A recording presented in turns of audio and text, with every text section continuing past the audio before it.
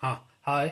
मैं आशीष कुमार सिन्हा आज आप सबों के बीच ज्ञान जैनेन्द्र की कहानी, जो बाल मनोविज्ञान पर आधारित है, बच्चों के विकास पर विश्लेषित किया हुआ एक कहानी है।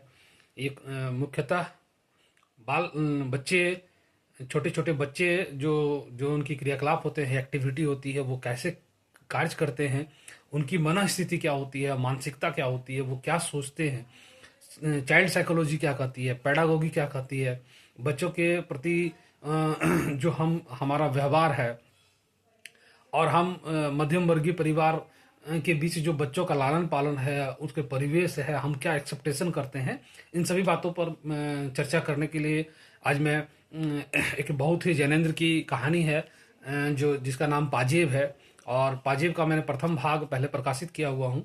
उसमें मैंने पाजेब से संबंधित जो है मुख्य बिंदुओं पर चर्चा किया है, लेकिन प्रमुखता से आज मैं उस कहानी का सारांश आपको बताने जा रहा हूँ, कहानी का निचोड़ बताने जा रहा हूँ। कहानी क्या कहता है और किस और इंगित करता है, जैनेन्द्र ने क्या दिखाने का प्रयास किया है। उन्होंने जो बालपन पर लिखा है कि बालक की मनःस्थिति क्या होती है, बच्चे क्या सोचते हैं, बच्चे किस और अग्रेसिव होते हैं, बच्चे का क्या वस्तु स्थिति होता है, उन्हें किस तरह से हमें ट्रीट करना है। एक छोटा सा प्रसंग है जिसको जिसके माध्यम से उन्होंने बताया है कि बाल मनोविज्ञान क्या है ना, चाइल्ड साइकोलॉजी क्या कहता है, चाइल्ड साइकोलॉजी के अनुसार क्या बच्चे में होना चाहिए था, वो विश्लेषण किया है उन्होंने बहुत मतलब बेहतरीन ढंग से। और ये खास करके मध्यम वर्गीय परिवार में प्रायः सभी के घरों में ये देखा जाता है। सभी अपने बाल बच्चों के प्रति सजेस्ट होते हैं, उनका अच्छा लालन पालन करते हैं, उनका परिपक्व जीवन बेहतर करने के लिए अच्छे ढंग से उनके साथ ट्रीट करते हैं, व्यवहार करते हैं, ताकि वो बच्चे आगे बढ़े। और लेकिन कुछ सामान्य घटनाएं घर में घटित होती है, ये तो दिनचर्या का वाक्य है। और उसी वाक्य को इन्होंने कहानी के तौर पर लिखा है जैनेन्द्र जी ने, और उनके द्वारा जो लिखा गया है उसी को मैं आपके सामने प्रस्तुत करने का प्रयास कर रहा हूँ। मैं बताने का प्रयास कर रहा हूँ कि चाइल्ड साइकोलॉजी जो है वो किस तरह से बच्चों के बीच अपना जो है प्रभाव छोड़ती है, और हमें क्या करना चाहिए। हम बच्चों से एक्सेप्टेशन तो बहुत कुछ करते हैं कि हमने ये कर दिया, हमें स्कूलिंग शिक्षा दे दी, हमने उसे बेहतर एजुकेशन के लिए बेहतर पढ़ाई के लिए अच्छे स्कूल का चयन किया है, ये सब होता है। लेकिन फिर भी चाइल्ड साइकोलॉजी क्या कहता है, किस और जाता है, ये सब एक छोटा सा प्रसंग के माध्यम से मैं बताने का प्रयास कर रहा हूँ। होता यह है कि जैनेन्द्र जी की जो कहानी है वो पाजेब नाम है। पाजेब के माध्यम से इन्होंने छोटी सी घटना को बहुत विस्तार से लोगों के बीच रखने का प्रयास किया है। छोटी सी घटना ये होती है कि एक परिवार है जिनमें कुछ लोग रहते हैं, उनमें उनके बच्चे भी हैं। परिवार में सब लोग होते हैं, भाई भतीजा, फुआ दादी और चाचा चाची, माता पिता, ये सब सब होते हैं। ये एक सरोकार है कि जो मध्यम वर्गीय परिवार है, एक परिवार का मतलब होता है सब कोई। परिवार का भी अलग अलग भाग होता है, स्मॉल फैमिली होता है, बिग फैमिली होता है, जिसमें सब लोग मिल करके रहते हैं। तो इस अलग अलग प्रकार है।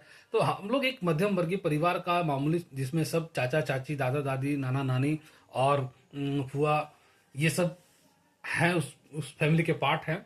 इसमें मुख्य प्रसंग है कि इसमें दो दो बच्चे हैं और उनकी बुआ आती है।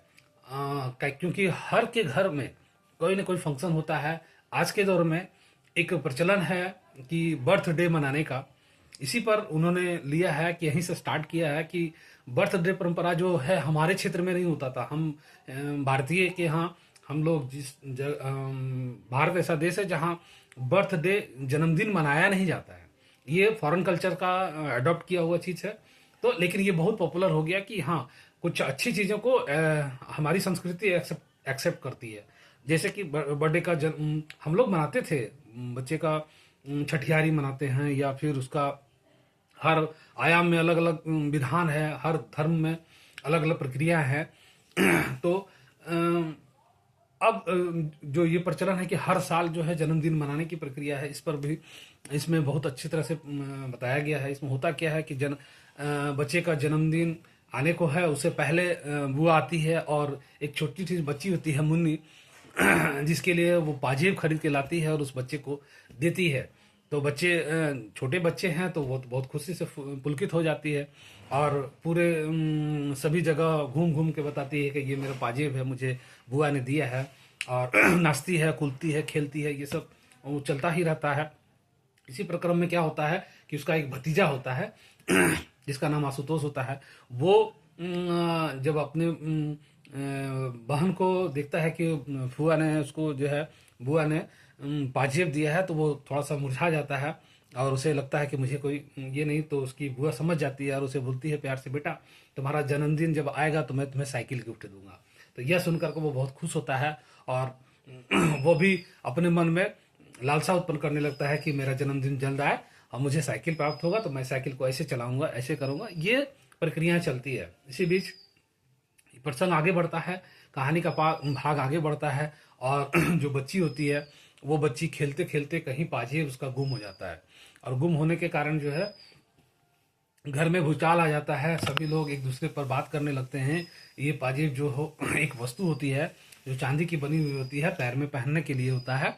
तो ये वस्तु जब गुम हो जाती है तो चूंकि ये चांदी का होता है बना हुआ, तो मध्यम वर्गीय परिवार में सोना चांदी की भारतीय संस्कृति में एक महत्व है कि कोई भी वस्तु जो चांदी का बना हो या सोने का बना हो उसे गुम हो जाना भी अपशगुन माना जाता है, या वो बहुत ही कॉस्टली होता है जिसके कारण उसको अच्छे से रखा जाता है। और इसमें ज़्यादातर प्रयास होता है कि ये चोरी होने की घटना घटती है, तो ये एक सामान्य घटना जो है चोरी में परिवर्तित हो जाती है और सभी लोग बिहेव करने लगते हैं कि ये किसने चोरी किया है। तो ये पूरे घर में उठापटक होना शुरू हो जाता है और सभी लोग बारी बारी से बच्चों से पूछताछ करने लगते हैं।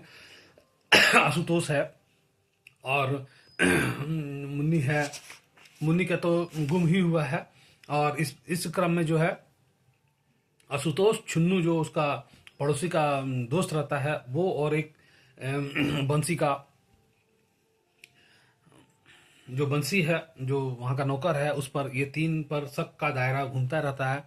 ये तीनों उसी पर चर्चा होती है कि यही तीनों इस पाजेब को चोरी कर सकते हैं। तो इसी प्रक्रम में जो है इसके पिताजी जो हैं वो आशुतोष को बुलाते हैं और पहले प्यार से पूछते हैं कि बेटा ये जो पाजेब है वो किसने लिया है। तो बच्चे कुछ नहीं बोलते हैं। फिर उसको उसके कान पकड़ के खींच के बताते हैं कि बताओ। फिर वो कुछ नहीं बोलता है, उसे डांटते भी हैं तो भी नहीं बताता है। इस प्रक्रम में सब लोग अपने अपने तरह से प्रयास करते हैं। उसी बीच में जो है पड़ोसी से जो है आशुतोष की माँ और उस पड़ोसन में हो जाता है तो में। और तो उसकी माँ भी अपने बेटे को पीटती है और खुद रोने लगती है कि अब, है ना, बोलते हैं तुम्हारा छुन्नू झूठ बोल रहा है ना। नतीजा यह होता है कि उसको खूब मारती है और खुद भी रोने लगती है और अपने औलाद को भी कुलच्छनी और ये सब प्रसंग बोल करके अपने आप को दिलासा देती है। इसी तो ये प्रक्रिया पूरे दिन भर जारी रहता है, लेकिन इसका पता नहीं चलता है। तो फिर उसके पिताजी जो हैं वो चले जाते हैं दफ्तर जाने के बाद क्या होता है कि बीच में ही जब वो दफ्तर से आते हैं तो एक वाकया होता है कि उसकी जो माँ है वो आशुतोष की माँ है जो उसे प्यार से बुलाती है और अपने पास बैठा करके बोलती है बेटा बताओ आखिर पाजेब हुआ क्या। तो वो बताता है कि जब प्यार के भूखे होते हैं बच्चे, जो डांट और प्यार से नहीं समझ में आता है वो डांट से जो काम नहीं हो पाता है, डरा के काम नहीं हो पाता है, वो बच्चे आसानी से प्यार से बताते हैं। और मम्मी को वो बताता है अपनी माँ को, है ना, कि वो जो है मैंने पाजेब जो है वो चुन्नू को दिया और चुन्नू ने फेरी वाले को 5 आना में बेच दिया। और इससे यह साबित होता है कि तीनों इस प्रक्रिया में मिले हुए थे और आशुतोष भी थे, चुन्नू भी था और वो व्यक्ति जिन्होंने खरीदा है। तो ये दोनों बच्चे इसमें इंक्लूड रहते हैं और दोनों की मिली भगत से ये कार्य होता है और वो फेरी वाले को बेच दिया जाता है पाजेब। इसी लेकिन ये इससे स्पष्ट होता है कि ये दिन भर के उठापटक मारपीट लानफन दुनियादारी करने के बावजूद भी इन लोगों ने उस बच्चे से ये कबूला नहीं पाया कि आखिर वो हुआ क्या। तो ये प्रसंग मैं ये जिक्र करना चाह रहा हूँ, ये बताने का प्रयास कर रहा हूँ कि ये वास्तविकता यही है कि बच्चे को डांटने से, पीटने से, इसमें एक प्रसंग और भी आया है कि जब बच्चे को डांटा जा रहा था, जोर जोर से कान खींचा जा रहा था, तो बच्चे चुप हो जा रहे थे। इसका ये अर्थ होता है कि उसको डराने से वो बच्चे साइलेंट हो जाते हैं और वो कुछ नहीं बोलते हैं। आप कितना भी प्रयास कीजिएगा तो वो बच्चे जवाब नहीं देते हैं। तो साइकोलॉजी कहता है कि हम बच्चे को डराने से हमें उसका फलाफल नहीं मिल सकता है। इसलिए यदि हम उसे प्रताड़ित करते हैं, डराते हैं या कुछ भी करते हैं, तो उससे हमारा आउटपुट प्राप्त नहीं होता। वो चुप हो जाते हैं, साइलेंट हो जाते हैं, इससे हमारा आउटपुट नहीं मिल पाता है। लेकिन उसे अगर प्रेम से उसे समझाया जाए, वो बताया जाए और उसे अपने प्रेमालाप में फंसाया जाए, तो वो बच्चे सब कुछ बता देते हैं। तो इसी प्रक्रिया में ये होता है।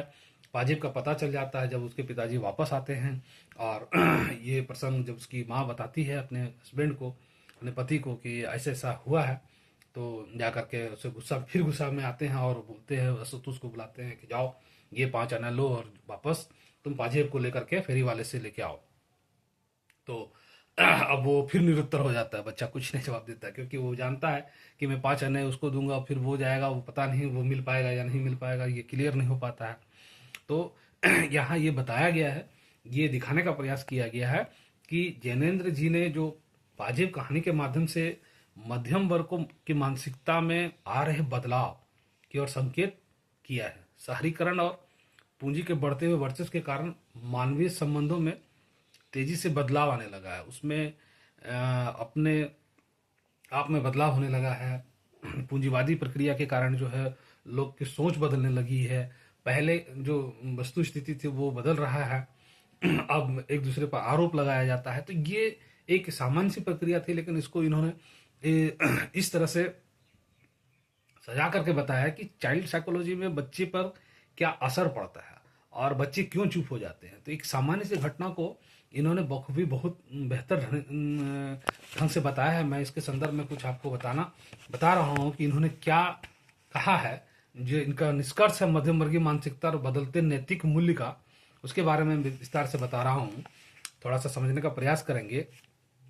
इन्होंने कहा है कि बदलते हुए जीवन संदर्भों को यथार्थवादी, मनोविश्लेषणवादी और व्यक्तिवादी दृष्टिकोण से जांच परख कर प्रस्तुत किया है। जीवन मूल्यों को तेजी से बदलने का यह समय था।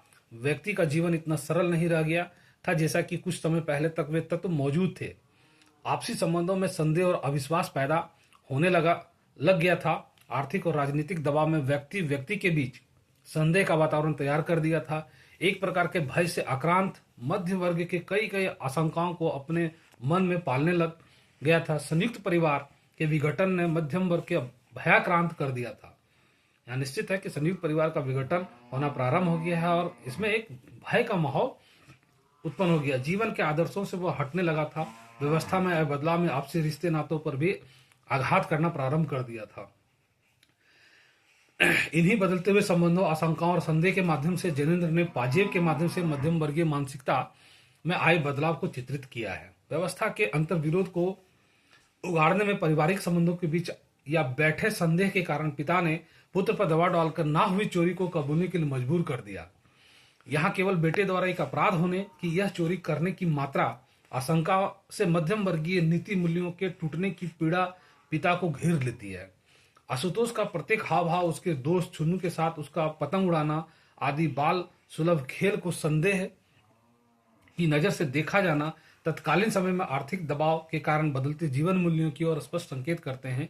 नैतिक मूल्यों की वास्तविकता शिक्षा बाल्यकाल में ही दी जानी चाहिए। इस समय दंड और पुरस्कार देकर बच्चों में इन मूल्यों का विकास किया जा सकता है जो एक बालक की प्रवृत्तियों के अनुकूल ही है। लेकिन जैसे ही दंड और पुरस्कार को कठोर अनुशासन के तौर पर इस्तेमाल किया जाएगा तो नैतिक विकास की दिशा विपरीत हो जाएगी। परिवार में नैतिक मूल्यों की एकरूपता बालक के नैतिक विकास के लिए अति आवश्यक है। पिता के नैतिक मूल्यों के प्रति अति आग्रह और असंतोष में इन मूल्यों के विकास के अभाव की आशंका ने पिता को कठोर शासन करने पर मजबूर कर दिया था। यहां हम देख रहे हैं कि अपने पक्ष की सत्यता को प्रमाणित करने के लिए परिवार ने आशुतोष को संदेह के घेरे में लेकर एक अस्त्र की तरह इस्तेमाल किया। इसके निर्णय लेने अथवा उसके कहे गए सच को मानकर उसे अंत में झूठ बोलने पर मजबूर किया।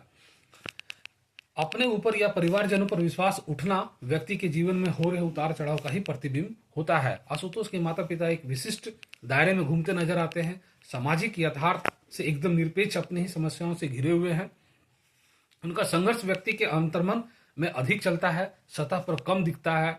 पाजेब खो जाने की घटना से परिवार के सदस्यों का चिंतित हो जाना स्वाभाविक है, लेकिन जीवन की अन्य समस्याओं के प्रति उदासीन होकर केवल पाजेब की चोरी तक ही से सीमित किए जाने से यह केवल पारिवारिक समस्या बनकर रह जाती है। इसका सामाजिक पक्ष इसमें शामिल निहित नहीं है। सारा संघर्ष भीतरी है, व्यक्ति के मन के भीतर चलता है, समाज के भीतर नहीं है। मध्यम वर्ग की संकुचित दायरे में केवल अपने तहत सोचने की मानसिकता का जैनेन्द्र ने वास्तविक चित्रण इस कहानी के माध्यम से किया है। जैनेन्द्र की विशेषता है कि व्यक्ति के मन के भीतर चलने वाले द्वंद्व और उथल पुथल को अभिव्यक्त करना, यही उनकी कहानी का लक्ष्य भी होता है। इसलिए पाजेब कहानी में केवल एक परिवार के आंतरिक संबंधों, आपसी मतभेद, उतार चढ़ाव, व्यक्तिगत समस्याओं को ही महत्व दिया गया है। कहानी में केवल एक घटना है और उसके इर्द गिर्द सभी पात्र घूमते रहे हैं। घटना में बहुलता नहीं है, सामाजिक सरोकारों को अभिव्यक्त करने का संबंध होने का जैसे कोई औचित्य नहीं दिखाई देता है। तो ये इन्होंने बहुत बखूबी से इनको बताया है कि जैनेन्द्र जी ने जो बताया कि हम मध्यम वर्गीय परिवार में जो वस्तु स्थिति है उसको बखूबी उन्होंने दिखाया है, लिखा है। और हमें इससे दो ही बातें उभर कर सामने आती है कि हम अपने बच्चों को जो नैतिक मूल्य है उस नैतिक मूल्य में कठोरता से ज़्यादा प्यार की आवश्यकता होती है। आप जितने ज़्यादा कठोर होंगे बच्चे उतने टूटते हुए जाएंगे। बच्चों के साथ जितना प्यार से और दुलार से अगर व्यवहारिक जीवन में उसको बदला जाए तो बच्चे ज़्यादा श्रेष्ठकर होंगे और निश्चित है कि वो हमारे नैतिक मूल्य को समझेंगे। क्योंकि अभी का दौर जो है वो नैतिक मूल्यों का ह्रास हो रहा है। लोग संयुक्त परिवार से टूटते हुए एकल परिवार की ओर जा रहे हैं और एकल परिवार में नैतिक मूल्य समाप्त की ओर है। बच्चे जब बड़े हो जाते हैं तो अपने माता पिता को वृद्धाश्रम वगैरह में रखने का अब प्रचलन ज़्यादा बढ़ रहा है, लेकिन उन सभी चीज़ को सोचने की आवश्यकता है और बच्चे को वो सब नैतिक मूल्य देने की आवश्यकता है जिससे बच्चे का विकास, संपूर्ण विकास हो सके, उनमें चाइल्ड डेवलपमेंट हो सके। बच्चे का जो मनोवैज्ञानिक विश्लेषण के आधार पर जो बच्चे आगे बढ़ते हैं, जिन बच्चे का विकास होना है, कौन कौन से आयाम है जो हमारे लिए महत्वपूर्ण होंगे, ये बहुत इम्पोर्टेंट है। इसीलिए मैं आपको इस यूट्यूब के माध्यम से जैनेन्द्र जी का बाल मनोविज्ञान से संबंधित एक कहानी था जो आपके बीच प्रस्तुत किया। आप सभी को इसे देखने के लिए धन्यवाद और आपसे एक रिक्वेस्ट होगा कि आप मेरे चैनल को सब्सक्राइब और लाइक शेयर जरूर कर दें ताकि मैं इसी तरह से और अनेक प्रेमचंद जी का है ना, गुलेरी जी का और जो भी इम्पोर्टेंट्स कहानियां हैं मैं आप लोग के बीच लाऊंगा, विश्लेषण करूंगा, प्रयास करूंगा कि आप इन्हें पढ़ें, समझें और देखें तो एक हमारा प्रयास सार्थक समझा जाएगा। धन्यवाद।